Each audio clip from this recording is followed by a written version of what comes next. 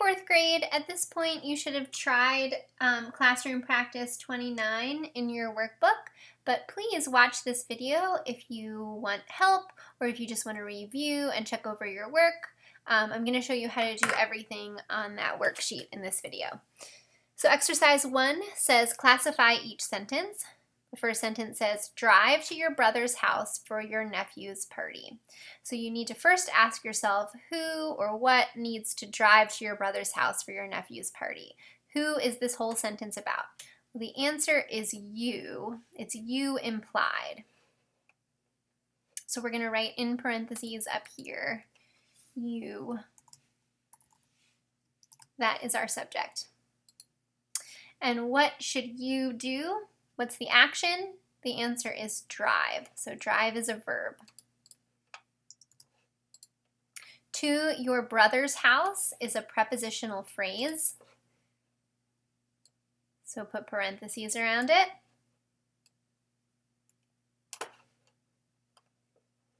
To is a preposition.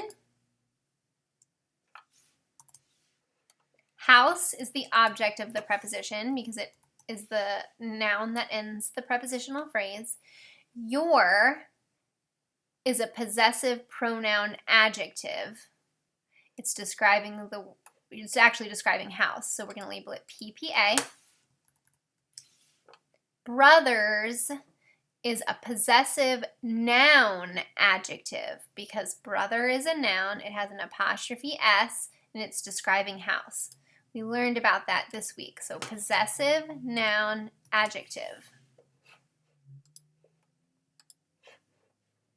For your nephew's party is another prepositional phrase. This prepositional phrase is really similar to the one that we just classified. For is the preposition. Party is the object of the preposition. Your is a possessive pronoun adjective, so it's a PPA.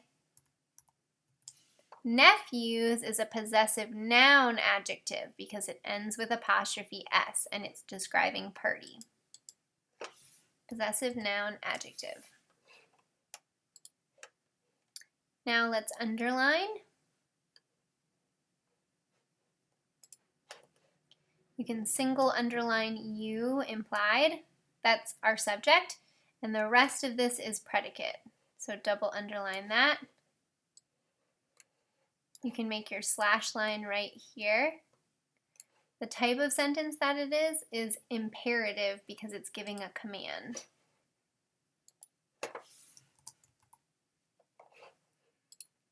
And it's a subject noun verb pattern 1. The next sentence says, I looked at my cousin's snake from a distance. So who or what is this sentence about? Who looked at my cousin's snake from a distance? The answer is I. So I is our subject pronoun. So we can label it SP because I is a pronoun. And what is the action? What did I do? Looked. So looked is the verb. At my cousin's snake is a prepositional phrase.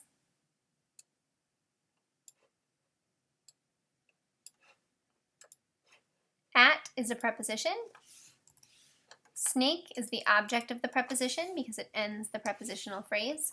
My is a possessive pronoun adjective, just like the ones that we saw up at the first sentence. So possessive pronoun adjective. Cousins ends with apostrophe S, so it's a possessive noun adjective. From a distance is another prepositional phrase. From is a preposition. Distance is the object of the preposition. The word a is an article adjective. Is an interjection, which we just learned about, so we're going to label it I. The type of sentence that this is exclamatory. Kind of covered up the exclamation point, but it's an exclamatory sentence, so let's label it E. And then we can do our slash and our underline. I is the subject. It's the only part of the subject, and we're going to divide it from the predicate and double underline the whole predicate. And is an interjection, so we leave it alone. The next sentence says, at noon, a delivery truck pulled into our neighbor's driveway. So who or what is the sentence about? What pulled into our neighbor's driveway? A delivery truck. So truck is the subject noun. What did the truck do? What's the action? Pulled into our neighbor's driveway. So pulled is a verb. Let's go back to the beginning. At noon is a prepositional phrase. So let's put parentheses around it. At is a preposition. Noon is the object of the preposition. A is an article adjective. Delivery is describing the kind of truck. So we're going to label that an adjective because it's describing a noun.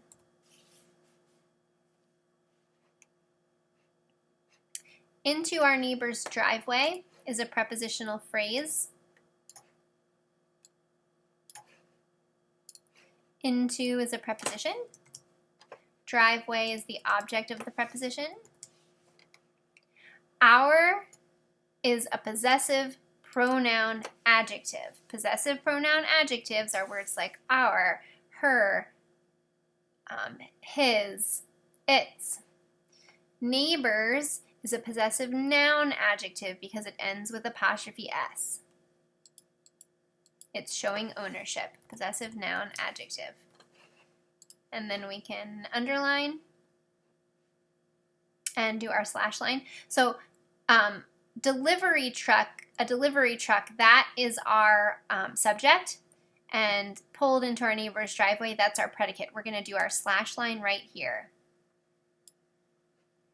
And we're going to single underline a delivery truck because that's our subject. We're going to double underline pulled into our neighbor's driveway. At noon is describing when the delivery truck pulled in. So it is part of the predicate. We're going to double underline it. The type of sentence that this is just a regular declarative sentence. And of course it's subject, noun, verb, pattern 1. Now we're going to look at exercise 2. It says identify each type of sentence by writing the correct label in the blank. The first sentence says the skier did not hesitate as he raced toward the final jump. Well, as is a subordinate conjunction. I'm going to circle it for you. So we know the first part of the sentence is an independent clause, the skier did not hesitate, and the second part of the sentence is a dependent clause, as he raced toward the final jump. Therefore, this sentence must be a complex sentence because it has an independent clause and a dependent clause. Number 2, family and friends enthusiastically welcomed the soldiers home. This is a simple sentence, but it has 2 subjects, family and friends. So it's a simple sentence, compound subject. Number 3, before you use this credit card, I need to see your driver's license. This first part of the sentence is a dependent clause. It starts with a subordinate conjunction, before. Before you use this credit card is dependent. I need to see your driver's license is independent. So we have a dependent and an independent. Together, we have a complex sentence. Number 4, Shelley went to the hair salon, semicolon, she got a haircut. Anytime you see a semicolon, you know that it's joining 2 independent clauses, and therefore it must be a compound sentence. If you see a semicolon, it's compound. Number 5, the waves pounded the beach and crashed against the rocks. Well, we have 2 verbs here. It's a simple sentence, but we have 2 verbs, pounded, crashed. So it's a simple sentence, compound verb. Number 6, before the judges could declare a winner of the contest. Does that sound complete to you? It's not. It's really just a dependent clause, so it's a fragment. It can't stand on its own. It doesn't sound complete. Number 7, before he headed down the difficult trail, the skier rested for a moment. We have a dependent clause because it starts with a subordinate conjunction, before he headed down the difficult trail, and then we have an independent clause. The skier rested for a moment. So we have a complex sentence. Exercise 3. Use a slash to separate each run-on sentence below. Then correct the run-on sentence by rewriting them as indicated by the labels in parentheses at the end of each sentence. No one was injured. Both vehicles in the wreck were totaled. Let's put our slash line right here. No one was injured. Both vehicles in the wreck were totaled. We need to make a complex sentence using the subordinate conjunction even though, and they want the dependent clause to come second. So we're going to write, no one was injured, even though both vehicles in the wreck were totaled. We have a complex sentence, we used even though, and we have our dependent clause second. Number 2, a taxi was waiting for us. We left the airport lobby. Draw your slash line. We know where to divide the sentence. They want it to be a complex sentence using the subordinate conjunction when, and they want the dependent clause to be second. So that means we need to make the second half of the sentence a dependent clause. So we're going to write, a taxi was waiting for us when we left the airport lobby. Number 3, the bag of sand wasn't full. It was too heavy for me. Put your slash line right here. That's where we divide the sentence.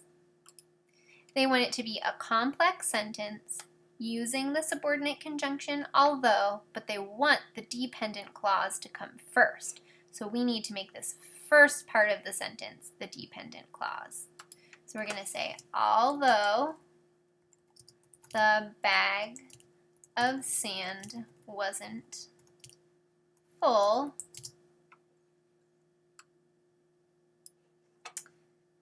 it was too heavy for me. As you can see, we made the dependent clause first using that subordinate conjunction. Number 4, the car needs gas. Stop by the gas station after work. Divide your sentence.